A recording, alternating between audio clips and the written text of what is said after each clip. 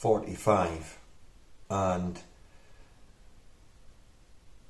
in the golf swing and learning the 45, knowing where it is, throwing your hands up with the turn, and how when you're first learning it, it's very, very noticeable, that you're doing this move, and it's something that you've never done before, you've never explored, you've like me, clearly been taking the club back all wrong, and the initial stages of learning this move through to sort of what you would term sort of like the vanishing point, or the point where you're not thinking about it anymore, it's just automatic.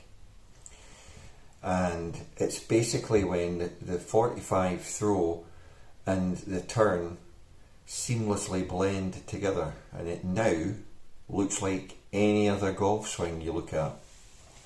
It's quite a strange feeling, or it looks normal, but it comes across as quite a dramatic shift from what you've been watching as you've learned slowly how to move up on this 45, throwing your hands up and then turning, and then obviously staying within your vertical box, and all of a sudden it's probably different with everyone, but you come to this moment where it just clicks, right? And you've taken your time, you've gone through the stages of learning this, because it is a completely different move. Initially, it doesn't make any sense throwing your hands up on a 45-degree angle out in front of you.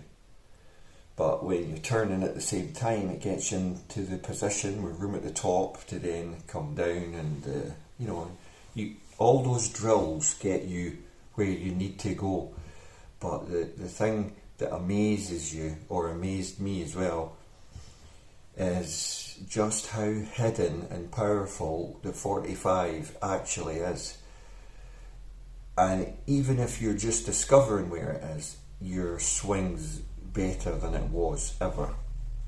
Yeah, and there's little or no chance you will ever be over the top ever again. It just isn't going to happen. You just aren't whipping the club in from the inside anymore. You have a combination of 30 to 40 centimetres of vertical lift. I'd go as far as to say 50 centimetres of vertical lift within the 45, because that is all your vertical lift is.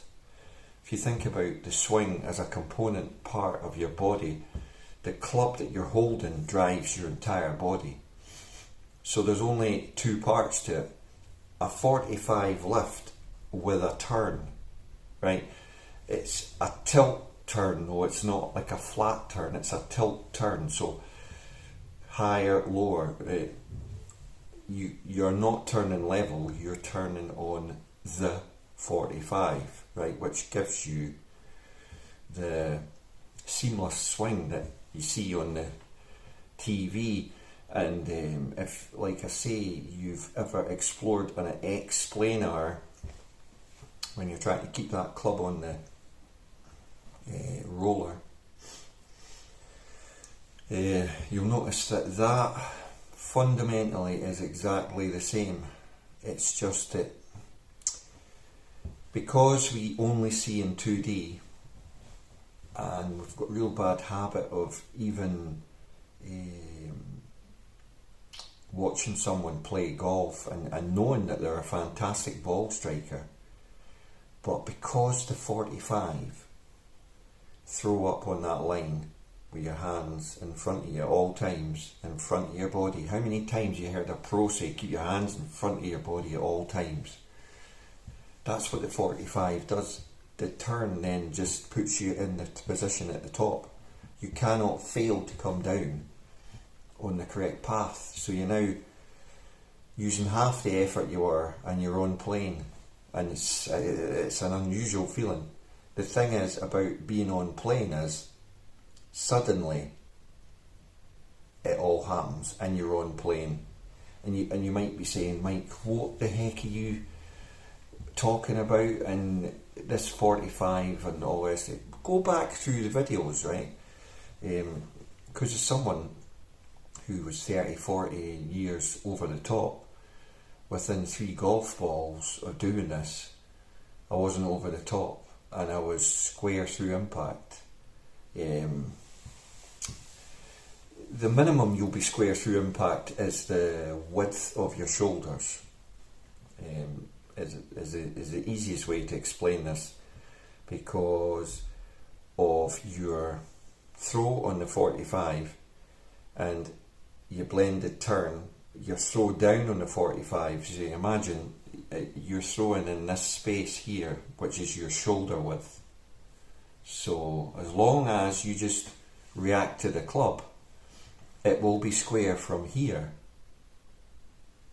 to here. And the thing about golf instruction that's probably really mucking up a lot of you out there is your hands, right? And the Varden grip, they're only doing that, right? Up and down. There is no other move for your hands ever in the golf swing. Unless you're trying a flop shot out a bunker and holding the club face wide open, you may want to engage your wrists for that. It's a specialist shot though. But this here is basically a lag effect. This happens as a lag to the club coming down, right? There's certain things in golf coaching that pros would have you believe are coachable, and they try and put you in positions. Again, we've explored that. If you put these positions parallel halfway back, and then you look at the 45 throw and you stop it halfway, bingo, you're parallel to the railway lines. It all matches up. It's a 45 angle across a 90, which gives you a straight line shot.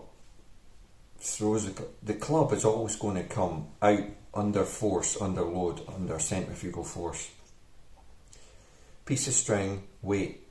As soon as you tension that, the object always rotates on orbit at the same point from the centre pivot point. It's the same with a golf club. Your arms are a certain length, your handle's a certain, hands on the handle a certain way. Doesn't matter what you do, that orbit of the club head can only be a maximum distance of your arms from your shoulders to your hands to the club head. Your arms and that don't magically shorten or grow any length. Of they're a fixed point. So that is again why the 45 works. And Michael Riley's made valid points about the trebuchet. That's really what it is. You know, if you've ever seen a trebuchet where it's nice and relaxed, right? Because this is key to this 45. Your arms are actually not doing anything really, apart from holding on, while the bigger muscles are throwing it through the air. You know, it's like a whoo, and it comes out like with 3 times, 4 times the effort. Bizarrely, it's mainly to do with the fact that the club is actually a lever, and usually any form of lever, what you put in is times and multiplied on the way out. So you use effort here and it's multiplied at this end in whatever form the lever is, to give you a mechanical advantage. That's what you want, a mechanical advantage.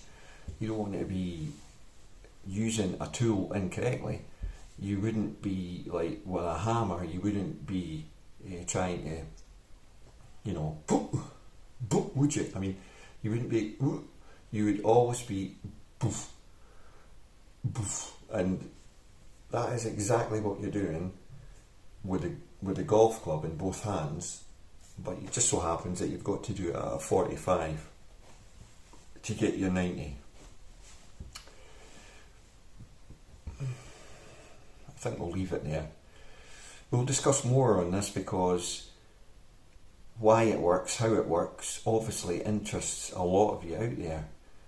I'm quite happy just doing it and hitting it straight and not worrying about how it works. But then eventually your mind starts telling you, well, this feels so good and this is just that I wouldn't say you start questioning, but you start looking more into why it actually works. And because you now don't just see in 2D, you see in 3D, so you're seeing all round you. It opens you up to what is actually moving and what is moving. Like I say, 2 simple moves. A 45 throw up with a blended turn.